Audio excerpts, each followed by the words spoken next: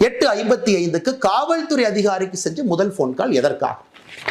அந்த காவல்துறை அதிகாரி 6 நிமிடம் கழித்து 9:01க்கு திரும்ப ஞானசேகரனுக்கு அந்த காவல்துறை அதிகாரி கூப்பிடுறார். எதற்காக? ஸோ குற்றம் செஞ்ச பிறகு அக்யூஸ்ட் கூப்பிடுற முதல் ஆள் லோக்கல்ல இருக்கக்கூடிய ஒரு காவல்துறை அதிகாரி.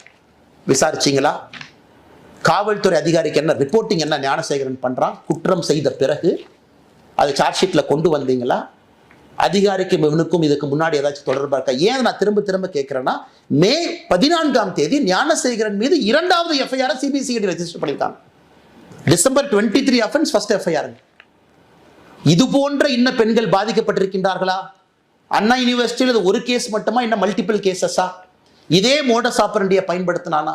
ஸோ அரசு என்ன பண்றாங்க? மே 14ஆம் தேதி வெளியே ரெஜிஸ்டர் பண்ண எஃப்ஐஆரையும் சீக்கிரட்டா வச்சுக்கிட்டாங்க. நமக்கு சொல்லல. பாலியல் வன்கொடுமை மற்றும் ஒரு வழக்கு ஞானசேகரன் மீது